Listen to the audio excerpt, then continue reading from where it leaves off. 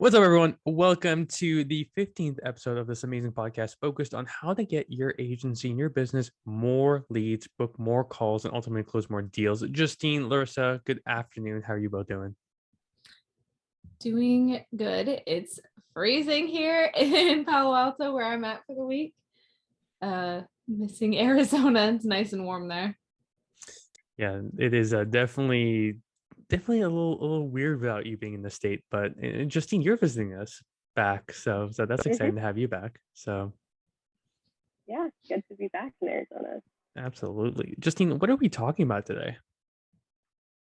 Yeah, so today we are talking about how to turn paid plus organic website traffic into actual closed deals, how to get more of those people that are coming to your website into closed customers. So that is our main topic for today. Nico, where do you want to start with this? Yeah, we can start anywhere. So one of the things I'm most excited about is we talk a lot about outbound, which is amazing. Like it's a great way to figure out once you know your perfect ideal customer persona, going out and finding companies just like that. But something we don't talk about is how to leverage your existing assets for your outbound campaigns. And one of the biggest ones that most people do not utilize, frankly, enough is their websites. So I would love to start with what you can do with if you're just getting started with lead generation or you've been for a little bit and you're running into this problem, which Larissa can probably laugh at a lot because she's dealing with this right now, which is data, right? You and a couple podcasts ago, we talked about data and the need to do it. But the one asset that, again, we don't utilize the most is your website, which can be a great source of lead generation prospects. So what does that look like? So let's say that you have a couple blog posts out, maybe you run some basic SEO campaigns, or maybe you do some paid advertising. You're already putting your message out into the world. Now, if you have users that come back to the homepage and then bounce 6 seconds later, they might not be the best people to connect with. But let's say they go to your services page, they read a couple blogs, and ultimately go to the contact us form, but don't fill it out for whatever reason. Maybe their dog was barking too much, or their power went out, or they just didn't feel like filling out your survey. That is potentially a great person who already knows about you, your services, context on you that is primed for reaching out. Again, I'm assuming that your blogs are related to your business, right? If you run an agency and you do social media, then if you have something about what's the best hair care products, which I can advise on. But yeah, this is assuming you have great traffic coming to the website. Same with your Facebook ads, but the Google ads that you're running. So that's something that I'm really passionate about right now is like, can I capture, which you can, there's amazing pixels. And if you're interested in learning more about pixels and how they can relate back to your lead gen efforts, then just let us know, nico@boundlessmedia.com. But taking that specific data and then putting those individuals into outbound campaigns. So for instance, one thing that we are seeing do really well is if you come to the homepage, go to our services page, and then go to our contact page, but don't fill it out, instantly getting that person identified. So the first name, last name, LinkedIn, email, Facebook, and then starting them on a outbound campaign that's more centered around someone who has more context on us. So let's say you ended off listening or reading one of our blogs, then reconnecting with you and say, hey, new blog coming out, okay to add you to our email list. Once they say yes or no, then a different sequence will start to re-engage them. So yeah, that's really what I'm seeing on assets that people just don't utilize enough. And in future episodes, we'll talk about LinkedIn pages and stuff like that. But it's a great place to start. Yeah, absolutely. So as it relates to kind of your website specifically, most people have invested a lot of time and resources and money already into their website. So if you've done this and you've done it relatively well, you're getting at least 1,000 unique visitors on your site per month. Something like this can be a really good fit for you. And it doesn't matter where those where those visitors are coming from, whether it's paid or organic or SEO or coming into a funnel from an ad campaign you're doing. It doesn't actually really matter because you are still getting those people to your site. So your site can do a lot of the back end work for you and capture this information of these people. So typically when they get to your site, most people are anonymous depending on where they're coming from. So most of them will basically not have any identifiers to them. So you'll get, let's say, 100 people to your site and maybe one will convert. So typically that's the only person you have information on when it comes to those people that are converting. However, more people coming to your site is always a good thing, right? So if you can get more than that singular person who would be converting, if you can get the information, let's say, on 10 people that visited your site, but maybe only one of them converted, but you can still get all the information on the people, that's still incredibly valuable for you to know who is interested at the very least, depending on kind of what your site is, who's interested at the very least, and then you can take that information and take it 100 different directions. So whether that's retargeting, let's say they come from an ad campaign, you want to add that audience back to your own lookalike audiences and just improve your ad campaign data. Easy, super easy. That will itself probably increase your own conversions and web traffic significantly. But let's say you get that person and maybe you want to reach out to them and send them a custom message on LinkedIn or email and just really reach out to them and show them that your business has that personal touch. That's so valuable to do it to those people because they've already expressed some level of interest in you. Yeah, and like I said, Larson and I are really excited about this because it's almost too good to be true, right? Like it's just something we just don't think about as agencies. As we get all this traffic. Let's say you get 1,000 or 2,000 unique hits a month, but you're only getting like one or maybe two people filling out a form. The fact is that there are still people who are interested, but they just haven't taken the next step. And currently, Google and most of these other pixels are able to capture about 3%. But if you're able to get, say 20 or 40%, which we're starting to get with our pixel, then you have so much more data, which means for every 1,000 people who come to your website, let's say on the low end, you get 200. That's 200 people who already have context on you that you can start adding to your outbound campaigns, as long as they match your ICP. And again, there's ways to filter out noise and people who are just like there for free content. But there's gems in there that you don't have to look too far away to identify those, which is kind of awesome to think about, frankly speaking. Yeah, absolutely. So a big part of this is you do want to be able to use these types of tools to not only get the information you're looking for, which is really some level of identifier about who this person is that's on your site. That's usually where the real gold mine is. You want to know who it is that's on your site. Beyond that, you want to be able to know kind of what their activity looks like. So Nico kind of mentioned this earlier, but you can see, okay, what's the total time they spent on your website? If they spent more than, your typical user will bounce from your site in about 5 seconds or less. So if they spend more than 10 seconds on your website, that's a good indicator for you that they were at least interested to stick around and hear what you had to say. It's probably not a perfect lead, though. You probably still want to get a little bit deeper into the data. So let's say they spend 10 seconds on your website and they visit 2 pages. That's another qualifier you can use. They were actively looking for more information from you or looking for something in particular, things that you can use to create custom messaging to reach out to these people in the future. Or you can even take it a step further. Let's say you know exactly what your perfect person looks like. You get some level of identification on them. You know exactly X person, X job title, X company, visited page, home page, contact page, services page, about, all of these things. You have their exact history of everything that they did on your website. Using that information is going to be so much more valuable. Let's say they look at your About Us page. You can reach out to them and just say, hey, I just wanted to share with you a little bit about us and make sure that you have everything that you're looking for as you're searching for X vendor or something. Let's say you sell lead gen services. We could say, as you're looking for a lead gen vendor, just wanted to make sure you have all the things that you need. So here's a little bit about us.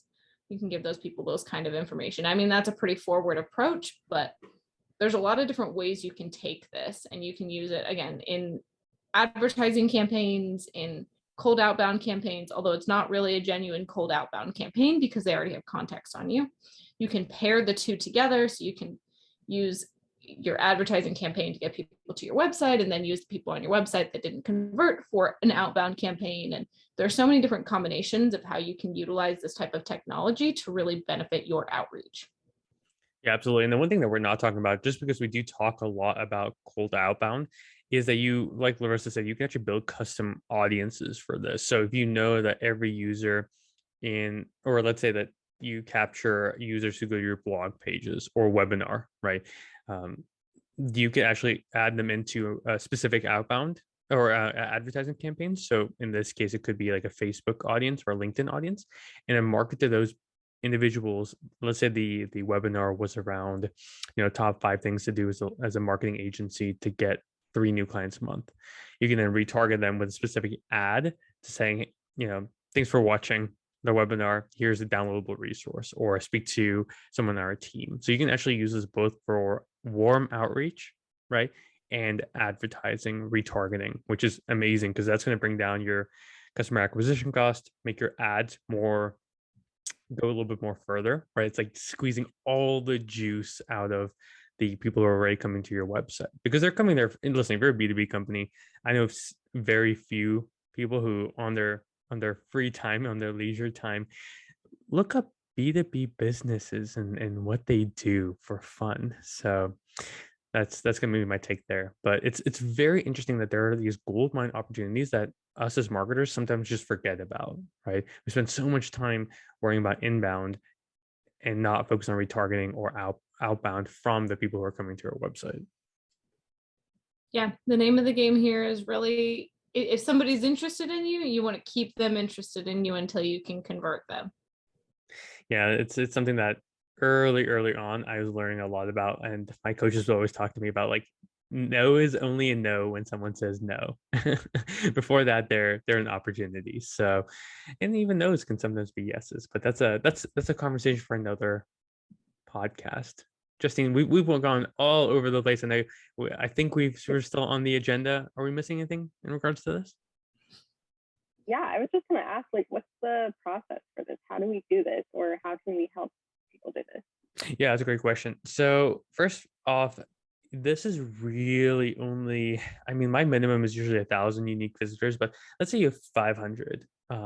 500 to 1,000, that's a minimum. But let's say more realistically, you have like 5,000 or like 1,000 people from your website, right?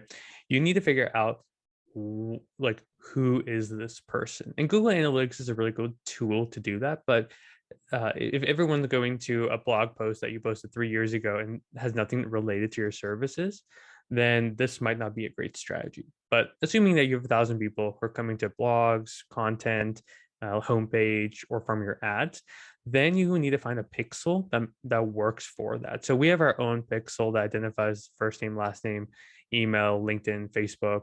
It can even get into like the kind of scary things about marketing, like have you traveled out of the country? What's your credit score? All that fun stuff.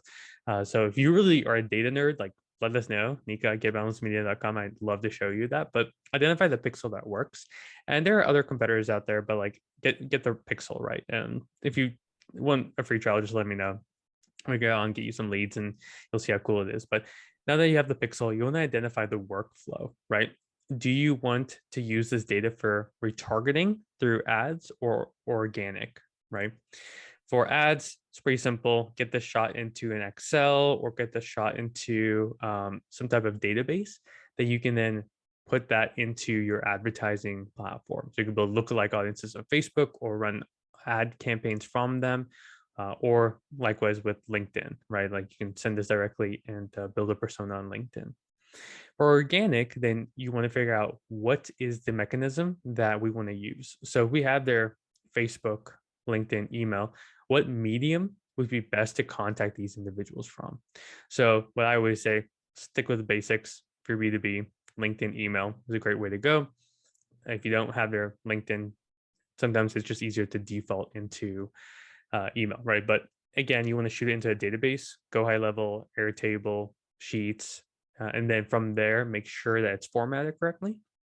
Add any custom points if you want, and then put it into either an email software like Pipedrive or something like that, LinkedIn software to their Outbound, and then again, you want to focus on like, look, what's the point, right? Do I want them like if they're spent 10 minutes on our website and 2 minutes of that filling out a contact form, but they never press enter, maybe we should be a little bit more direct. Be like I would sometimes just say, are you looking for X solution?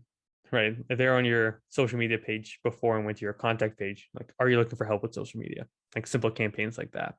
Or if they were on your content part, um, then you can specifically just say, hey, like we have new exclusive content.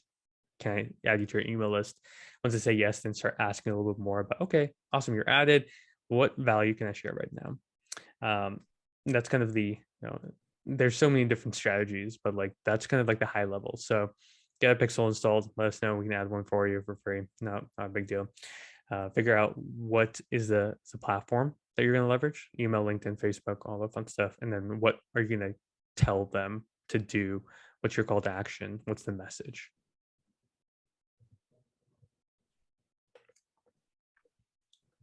Larsa, anything you Awesome. want to add there? No, honestly, because it's interesting because this is like stupid simple for a lot of people. It just is, a lot of marketers forget about, again, the asset that you've probably spent so much time and effort building, and you really just need to make the most out of that asset that you already have. So Larsa, I think it's because pretty simple. I brought you this idea. So walk me through, like, some people out there are quite skeptical. They're like, what do you mean? Like, I don't understand. Like emailing people coming to my website. Like, like what are you gonna say to someone that's like, this isn't gonna work? Well, I mean, there's definitely like everybody's going to have several concerns. Number one is going to be like, is it compliant? That's always my first thing. Is I'm like, okay, like, is this compliant? Do you get in trouble for this? Depending on the pixel, and that's why you do need to do a fair amount of research on what you use. Depending on the pixel, yes, it is GDPR compliant. You always want to look for that GDPR compliance specifically because it's the more stringent one.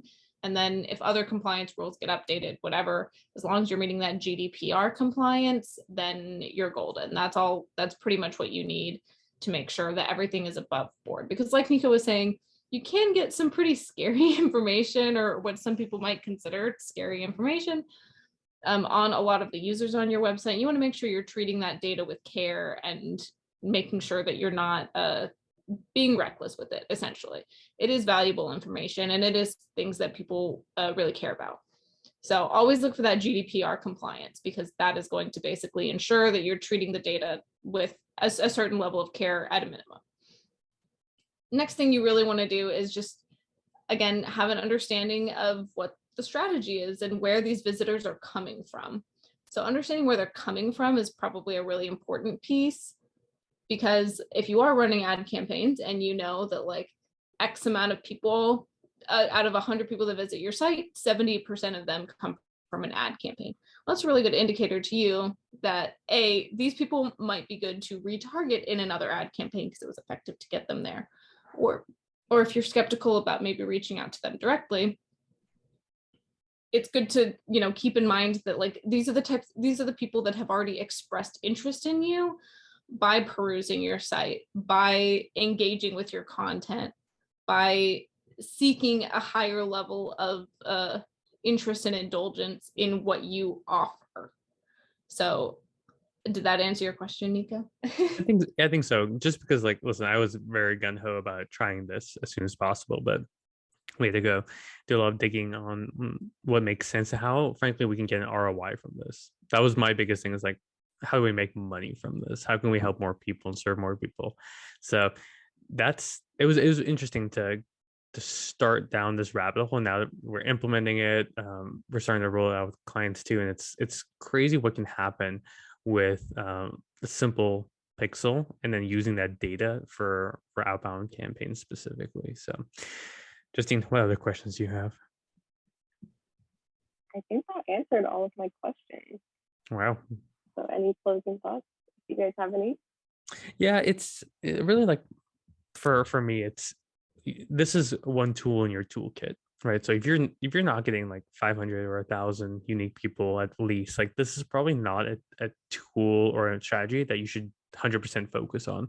Like focus on outbound campaigns or your advertising campaigns first, and like use this as a second tier. Now, if you have a lot of inbound traffic and majority of your business comes to referrals or inbound, this is an awesome tool and method to use, and it kind of bridges the gap between completely cold and completely hot audiences. So this is a nice warm outreach mechanism to get your to get your feet wet and really start like utilizing the amount of like effort you've put in up until this point. So really, those are my closing remarks. Is like this is a great, and even if you're running cold outbound, like this might be a great way to get more data in. So overall, like you should consider this if you have the traffic, or if you're doing marketing for a client with a certain amount of traffic, then this is like a great mechanism to really like get to that next stage. Yeah, I would argue also just that it can be really cost effective. So know your customer acquisition cost and kind of what it takes to get somebody not just to your site, but over the finish line. So those are all things you want to consider as well, because something like this can be incredibly cost effective, particularly if you are, if you do have high levels of traffic, or if you do have a fair amount of like ad spend that you're putting in on the other end. It can really lower that customer acquisition cost actually significantly. So lots of things to consider when looking into things like this and website tracking and visitor tracking. Yeah, that's a good call there. So awesome, guys. Awesome pod. Again, if you need help with outbound using pixels, all that fun stuff, look no further than getboundlessmedia.com. And yeah, you can email me at nick@getboundlessmedia. Always down to help where I can. So excited to see you guys continue to grow. And if you have any questions or concerns, let us know. We want to include your feedback to make this podcast even better. Thank you guys. Have a great day. Talk soon. Peace.